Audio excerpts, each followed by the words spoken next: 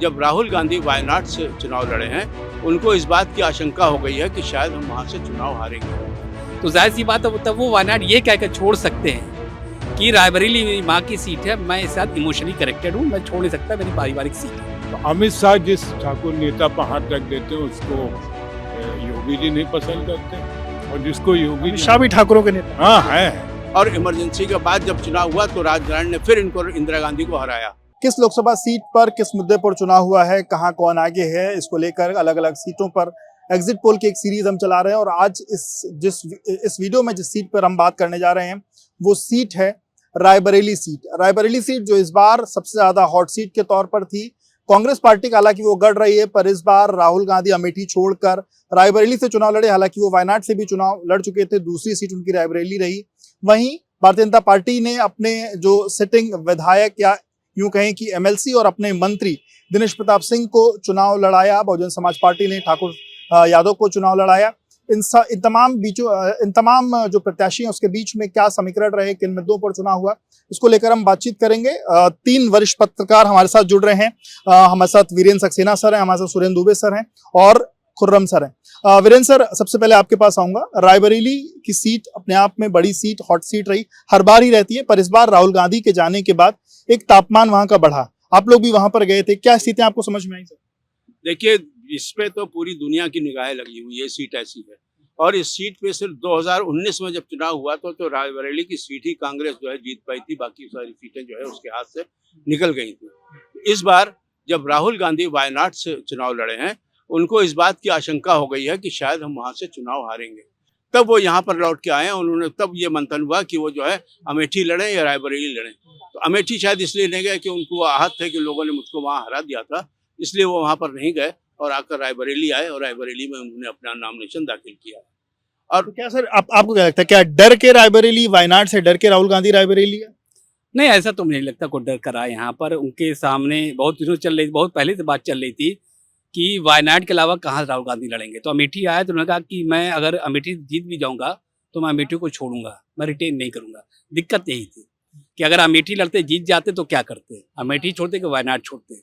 उनका ये मानना राहुल गांधी का, वायनाड जब मैं क्राइसिस में था, मतलब राहुल गांधी जब क्राइसिस में थे तो वायनाड ने उनकी इज्जत रखी, उनको जिताया, तो वो छोड़ना नहीं चाहते थे। अमेठी हार चुके थे वो, अब इसीलिए रायबरेली उन्होंने चुनी। उसका फायदा ये था कि जब दोनों चुनाव अगर जीत जाते हैं, क्योंकि चुनाव नतीजे होता है कौन जीतेगा, लेकिन जैसे संभावना की जा रही है कि दोनों जब जीतेंगे तो छोड़ेंगे किसको, सवाल आएगा। तो जाहिर सी बात है तब वो वायनाड ये कहकर छोड़ सकते हैं कि रायबरेली मेरी माँ की सीट है, मैं इस साथ इमोशनली कनेक्टेड हूँ, मैं छोड़ नहीं सकता, मेरी पारिवारिक सीट है। तो वहां पर किसी को दूसरा शिफ्ट किया जा सकता है, ये बात है। दूसरा, अगर आप जातीय समीकरण की बात कर ले, जो कि हर लोकसभा क्षेत्र की बात हम कर रहे हैं, तो यहाँ पर एक ही जातीय समीकरण कम है और दिल का रिश्ता ज्यादा है। गांधी परिवार से जो दिल का रिश्ता है रायबरेली का, वो कौन छुड़ा पाएगा ये तो आने वाला वक्त ही बताएगा। लेकिन सुरेंद्र सर, दिल के रिश्ते के कारण राहुल गांधी यहाँ आए, या अमेठी से डर के कारण यहाँ आए, या इसके पीछे कोई और कारण आपको? नहीं, वो दिल का रिश्ता है। वो ये शो करना चाहते हैं कि हम अभी भी रायबरेली को उतने चाहते हैं। सोनिया गांधी की सीट थी और वही एक सीट पिछले चुनाव में जीते। उसमें महत्वपूर्ण बात है कि आपने एक वीडियो देखा होगा कि सोनिया गांधी ने वहाँ के लोगों से कहा कि मैं आपको अपना बेटा सौंप रही हूँ। तो इस लेवल की जब इमोशनल अपील हो तो जीतने में उनके कोई, मुझे नहीं लगता कि कोई मतलब किसी तरह की आशंका है, जीतेंगे। दूसरा ये कि वो जो ठाकुर प्रत्याशी हैं उत्तर प्रदेश में, ठाकुरों के 2 नेता, बीजेपी की जी बात कर रहे हैं। हाँ, एक नेता योगी जी और एक नेता उत्तर प्रदेश से बाहर रहते हुए अमित शाह। तो अमित शाह जिस ठाकुर नेता पर हाथ रख देते हैं उसको योगी जी नहीं पसंद करते, और जिसको योगी अमित शाह भी ठाकुरों के नेता हाँ है। अच्छा, जैसे अभी देखिए उन्होंने जौनपुर वाले मामले में क्या कहते हैं, धनंजय को उनके कहने पर तैयार हो गए, लेकिन राजा भैया अल्टीमेटली नहीं माने। और राजा भैया न केवल प्रतापगढ़ बल्कि सुल्तानपुर की सीट पर भी डेंट कर सकते हैं, क्योंकि उसके बाद का डेवलपमेंट जो सोनू सिंह और मोनू सिंह, ये नहीं बात हमने कि एक और ठाकुर नेता हुए हाँ, तो वो अभी सर यहाँ रहते हैं रायबरेली की सीट, किन इश्यूज पर चुनाव, आपको क्या लगता है, क्या इश्यूज मायने रखते थे या सिर्फ राहुल गांधी और दिनेश सिंह के चेहरे? वहाँ देखिए इश्यूज तो भाई दिन भर भाषण होता तो लोग कहते ही हैं कि गरीबी हटाएंगे, बेरोजगारी बहुत है, महंगाई, वो सब सारी चीजें यूनिवर्सल है, लेकिन अल्टीमेटली तो यही है चेहरे कि पर भाई सोनिया गांधी की सीट है और कांग्रेस ने यहाँ हमको बहुत कुछ दिया है, हमको ये सीट कांग्रेस परिवार में रहनी है। असली बात इतनी है। पूर्णम सर, इश्यूज थे या परिवार? इश्यूज के देखिए, जब मन सजेगा तो कैटवॉक तो नेता करेंगे नहीं, भाषण देंगे तो इश्यूज भी गिनाएंगे, हम ये करेंगे, हम वो करेंगे, तमाम बातें करेंगे। अपोजिशन का दूसरा नेता आएगा तो उसकी उन्होंने ये नहीं किया, वो नहीं किया, लेकिन वोट किस पर जाकर डालता है आदमी, ये मेन चीज होता है। जब चेहरे होते हैं तो चेहरे पर ज्यादा वोट जाता है, और जब चेहरे बड़े नहीं होते हैं तो इश्यूज पर जाता है। रायबरेली की बात करिएगा तो रायबरेली ने हमेशा कांग्रेस को ही वोट किया, हारी भी वहां से कांग्रेस है, वो इंदिरा गांधी खुद वहां से हारी है, तो वो एक अलग सी बात, वहां गांधी वर्सेस गांधी भी हुआ है। तो गांधी की जो बॉन्ड है वहां पर, तो जब वहां पर चुनाव होता है तो, और जैसा आपने भी कहा कि सोनिया गांधी, मैं अपना बेटा आपको दे रही हूँ, उसका बचता ही क्या है, तो जाहिर सी बात है चेहरे पर चुनाव हुआ है। दिनेश प्रताप सिंह को जिताने की बेइंतहा कोशिश की गई है, जो अमित शाह उन्होंने किस तरीके से वहां पर, किस तरीके से वहां लाया, और ये आज तैयारी नहीं चल रही थी, एक अरसे तैयारी चल रही थी, वो इसलिए भी चल रही थी क्योंकि मार्जिन लगातार कांग्रेस का वहां कम हो रहा था और बीजेपी का ग्राफ लगातार बढ़ रहा था। फासला बहुत कम हो चुका है, 15% के आसपास का फासला बचा है, जो कभी 50 के आसपास होता था। इसी फासले पर आऊंगा सर, फासले की बात ही कर रहे हैं। जिस तरीके से चुनाव के बीच में मनोज सिंह, हालांकि वो पहले भी भाजपा के पक्ष में वोटिंग कर चुके थे पर भाजपा ज्वाइन नहीं की थी, अमित शाह ने अपनी रैली में उनको ज्वाइन कराया। आप कैसे देखते हैं, इसका कुछ इम्पैक्ट पड़ेगा बीजेपी की तरफ, वोट शिफ्ट मनोज पांडे कुछ करा पाएंगे? देखिए, कुछ प्रभाव तो, कुछ उनके समर्थक हैं, कुछ लोग हैं, उनका प्रभाव है जिस क्षेत्र में, वहाँ का वोट तो इफेक्ट करेगा ही, ऐसी कोई बात नहीं है। पर उसी कड़ी में हमने ये भी देखा, इसी में एक सवाल और जोड़ देता हूँ, क्योंकि स्वामी प्रसाद मौर्य के जो बेटे हैं उत्कर्ष मौर्य, उनका समर्थन कांग्रेस पार्टी को मिल गया, तो उस विधानसभा से जहां से ऊंचाहार से मनोज पांडे हैं, वहीं से दो तरफ के जो लोग थे उन्होंने दो अलग अलग पक्षों को सपोर्ट कर दिया, फायदा किसका हो रहा है? नहीं, इसमें तो देखिए पांडे का ज्यादा प्रभाव है, और पांडे के उससे जो है, पांडे जिधर रहेंगे उधर ज्यादा फायदा होगा। तो क्या दिनेश सिंह आपको लग रहा है कि उनका मार्जिन ठीक है? मतलब देखिए, दिनेश प्रताप सिंह 2019 में चुनाव के ठीक पहले जो है भाजपा उन्होंने ज्वाइन की थी, और ये सीट जो है पारंपरिक सीट है कांग्रेस की।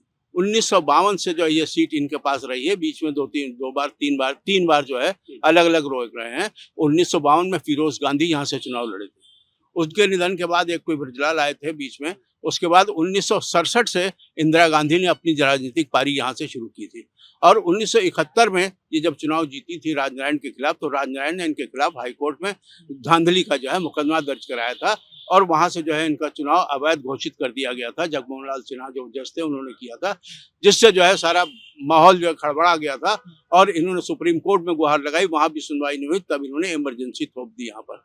और इमरजेंसी के बाद जब चुनाव हुआ तो राजनारायण ने फिर इनको, इंदिरा गांधी को हराया, लेकिन उसके बाद जो है फिर लगातार कांग्रेस यहाँ पे आती है। 2004 से सोनिया गांधी लड़ी और 2019 तक सोनिया गांधी लगातार उस सीट से लगी रही, तो वहां जो है लोगों का पारिवारिक लगाव, लोग जनता का जो है कांग्रेस से है, इसमें कोई दो राय नहीं है। पर दिनेश सिंह कितना इम्पैक्ट डाल पाएंगे? दिनेश सिंह जो है, जो भाजपा के वोटर्स हैं, और जिनको ये लगता है कि भाजपा कुछ काम कर रही है देश में, देश की प्रगति में जो है उसका जो है बहुत बड़ा रोल हो रहा है। इतना जो है, जो हम लोग देख रहे हैं कि राफेल आ गए, हम लोगों का डिफेंस मजबूत हो गया, हमारी ये जो है पुलवामा स्ट्राइक करके हमारा 370 हो गए, जो लोग वाइडर होराइजन पे जा रहे हैं, बड़े प्लेटफॉर्म पे देख रहे हैं, राष्ट्रीय स्तर पर जो देख रहे हैं वो बीजेपी के साथ। हाँ, वो बीजेपी के साथ। बहुजन समाज पार्टी का कोई इम्पैक्ट आप वहां देख पाते हैं? नहीं, दो ही लोग वहां पर लड़ रहे हैं चुनाव, देखा जाए तो एक दिनेश प्रताप सिंह लड़ रहे हैं चुनाव जो भाजपा से हैं, दूसरी तरफ है राहुल गांधी जो कांग्रेस से हैं, गठबंधन से कह सकते हैं। तीसरे का जिक्र वहां नहीं है, चर्चा भी नहीं है। किसी से पूछेगा तो लोग को जहन पे जोर डालना पड़ेगा, क्या तीसरा प्रत्याशी है कि नहीं है। सर एक चीज वहां देखने को मिली, अदिति सिंह जो कि अखिलेश सिंह की बेटी हैं, वो इस चुनाव में दिनेश प्रताप सिंह के हालांकि विरोध में सीधे तौर पर नहीं कहीं कुछ नहीं कहा, लेकिन उनके कैंपेन में ना जाना, उसके बाद वो सोशल मीडिया की वो तस्वीर आना, वसूलों से साथ समझौता नहीं हो सकता, ये तमाम चीजें तो भाजपा के अंदर ही कहीं ना कहीं कोई भितरघात आपको लगती है दिनेश सिंह के पक्ष में वहां हुई? जी हाँ, अदिति सिंह ने स्विच ओवर किया है और वो कांग्रेस प्रत्याशी को वोट दिला रही है, और अदिति सिंह का बहुत, अदिति कांग्रेस को वोट दिला रही है, यहाँ पे कह रहे हैं। अदिति सिंह का, और बेसिकली वो कांग्रेसी हैं। और अदिति सिंह या उनके पिताजी जो थे, क्या नाम था, अखिलेश प्रताप सिंह, इन लोगों को बहुत कहीं जाना नहीं पड़ता था, क्योंकि वो जो वोटर है वो ये देखता था कि अगर हम वोट नहीं देंगे और काउंटिंग में पता चलेगा कि इस इलाके से वोट नहीं मिला तो बड़ी खराब स्थिति। मैं वहाँ के कई किस्से जानता हूँ, दबंग छवि। तो अदिति ने जब ये कहा कि हम पुराने रिश्ते हैं और उनको निभाएंगे, तो जाहिर पुराना तो कांग्रेस से ही, बीजेपी तो बाद में आई। और शायद इस तरह के जो नेता हैं उनको ये आभास हो जाता है कि किसकी सत्ता आ रही है। तो सत्ता अगर उनको लग रहा है कि कांग्रेस गठबंधन की आ रही है, ऐसा अलग, ऐसा भाई वो मैं कह रहा हूँ वो सोचा, हमें क्या सोचा, हमारा फिर अलग से इंटरव्यू करिएगा तब हम आधा घंटे में बताएंगे। आपने वही कहा ना कि मतलब ऐसा वो, हाँ, वो उन लोगों, उनके दिमाग ये, अदिति को ऐसा लगता है। और खासकर ये जो दबंग वोटर है, माफिया वोट कैंडिडेट है, इनको बड़ी अच्छी पकड़ है कि कौन जीतेगा कौन, क्योंकि उनकी दबंगई सत्ता के बल पर चलती है। आखिरी सवाल सर, कौन जीत रहा है रायबरेली? 10 सेकंड। मुझे लगता है रायबरेली, आप ये समझ लिए 80-20 ये है कि राहुल गांधी जीत रहे हैं। कौन जीत रहा है सर? अगर मेहनत देखिए तो अमित शाह ने बहुत ज़्यादा मेहनत करी है, जाते समय साधने की मेहनत करी है, लेकिन अगर वहाँ के बॉन्डिंग की बात करिएगा तो राहुल गांधी सबसे आगे चल रहे हैं। कौन जीत रहा है सर?